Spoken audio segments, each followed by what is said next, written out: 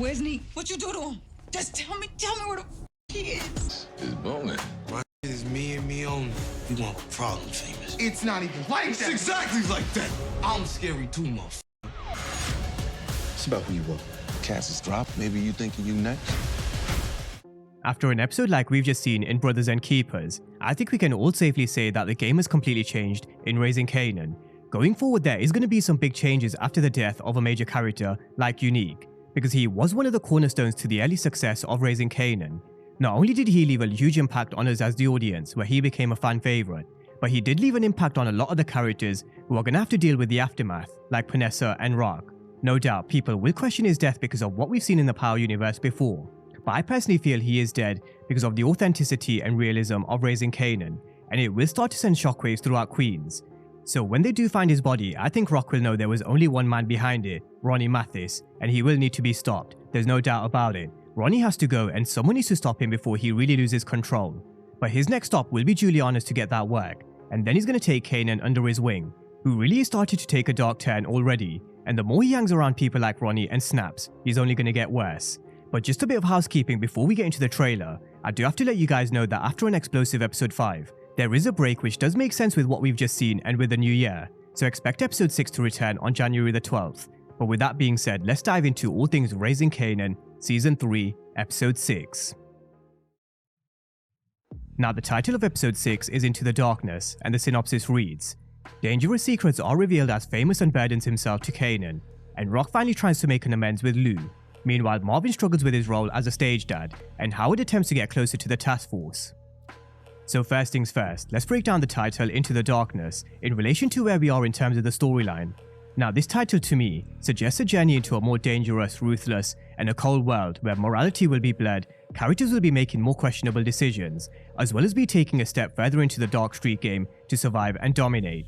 But sometimes going into an area of darkness you don't always know where you're going, just like Kanan, and so this will come with an element of risk and danger, but also a shift with his journey, especially as Ronnie takes him under his wing and starts to poison his mind further than it already is. But we are going to get back around to that point later on. Now we've got Panessa who's going to show up at Rock's house with a gun pointed in her direction. She's questioning what has she done with Unique, because the last thing she heard was Ronnie telling her that maybe Unique was out fucking Rock, because that's who he was in bed with. But we also have to remember they did hit pause on their romance, and they hadn't seen each other in a while, so I do think Rock will be open and honest with Panessa. That is after she turns the tables, because in all honesty, Panessa is no match for someone like Rock. Now the fact that Panessa has come to Rock's place asking where's Unique, it is going to start to ring alarm bells, because Neek isn't one to just get up and disappear, and that means his body hasn't been found, just yet. So I'm personally expecting Unique's body to be found in episode 6, and then really putting the theories of him being alive or dead to bed, especially because we do hear a voiceover saying Unique is dead and he is gone for good, which I'm not 100% sure if it is from Howard or Ronnie, but we do also have Howard saying maybe you think you're next, which is probably in conversation with Rock. So I do think it is worth reminding, power trailers are there to manipulate us, and this voiceover where it does say Unique is gone and he's dead for good, it does seem like it is cut that way over Howard, but I'm not 100% sure if it is Howard saying it or if it's Ronnie. But I personally feel Unique is gone. His death will start to send shockwaves throughout Queens, and I know a lot of people will be thinking what if someone found him in the woods, took him to the hospital and he survived. Now if it was Power Book 2 Ghost, I would have said maybe, but this is the 90s and as I mentioned at the start, the realism is what separates this show. I also feel there is no way you survive multiple headshots in the manner Ronnie gave him with a metal pipe, but anyway that's just my opinion. Now what happens with Panessa now that she's lost Unique? Because he was the one who was looking after both her and Jerome. He may not have been faithful because of his relationship with Rock, but she's still going to be worried about what's next for her, because I really don't think it's going to take them too long to connect the dots to who really was behind it, Ronnie. Now on a side note, I wouldn't be surprised if Rock actually takes care of Panessa, gives her some cash to tie down and tells her to get out of Queens, because with no Unique, it's not going to be safe for her. So let's see how this conversation goes down, because it definitely is going to be different to the last time they saw each other, that's for sure. Now just sticking with what else we saw from Rock in the trailer for episode 6, we've got her standing outside her business with Marvin. We've got the police driving by and we know she's got trouble with Officer Buckley and Roland, looking to extort her in exchange for protection, which they deem as an investment, and something we'll have to give with these two cops, but Rock really does need to tread carefully because she is on the Fed's radar. I want to circle back on this Raquel Thomas. I thought we ruled her out. I want to talk to her myself, make sure we didn't miss something. Give me her initial statement and the notes on that record label and studio. We saw how she was pulled in for questioning by Agent Tanner, and also how she's being watched throughout the first half of Season 3.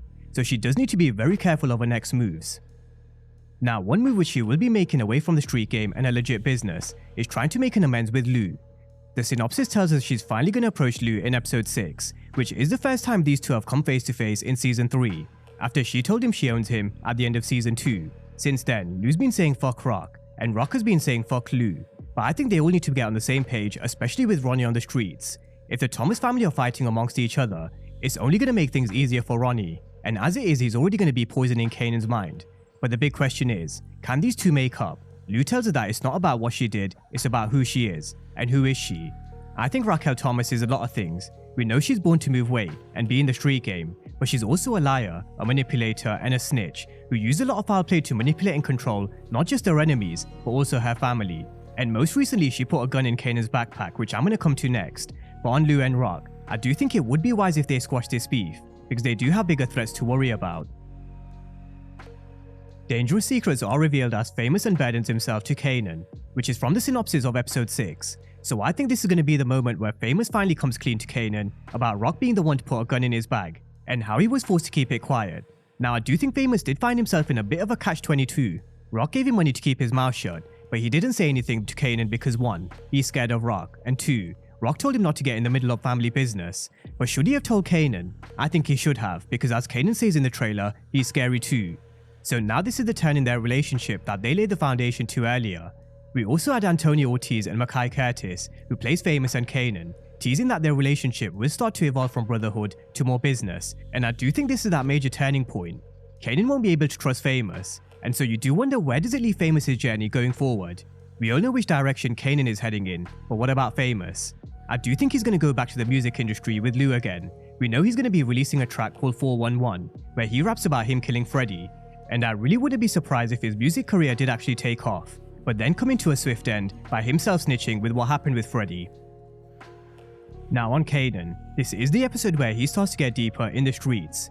We're going to see Ronnie knocking on Juliana's door looking for that work, which he'll probably get from the Colombians after he dealt with Unique, and we all know he's going to be giving Kanan his first break. So we're going to start to see Kanan deeper in the street game with Ronnie nurturing, mentoring him, and also poisoning his mind against Rock, although we can argue she's done that herself anyway. But Kanan will be completely done with her after he finds out she was the one who put a gun in his bag. So when it comes to the relationship between both of them, I do think it is irreparable. Now this is also where we'll see Kanan in a club with Jukebox. We're going to see Kanan dancing with, I think, Aisha, with Jukebox looking on in the background. This is also where we see Kanan meeting Snaps, who says business is booming, but also how his mother is good at the game, with Kanan's response being, so is he. Kanan's changing a lot. He also kicking it with some old heads. Your mother is good at this work. So am I. Now, we all know Snaps is retired, but he will act as a financier for up-and-comers like Kanan. So Ronnie won't just be his only mentor, so will Snaps. But with Unique now moved out the way, Ronnie's got a clean run out the streets. He's going to be mentoring Kanan, and we are going to see the storyline taking a major shift, and perhaps even a shift to the point where Kanan meets a certain character. But that's a breakdown of the trailer for episode 6, where we're going to see Kanan getting deeper into the streets with Ronnie and Snaps. But I think we can all agree on one thing. Ronnie definitely has to be stopped, and he definitely has to go. So drop all your thoughts and predictions down below for episode 6. And as always, thank you guys for watching, and I'll see you next time.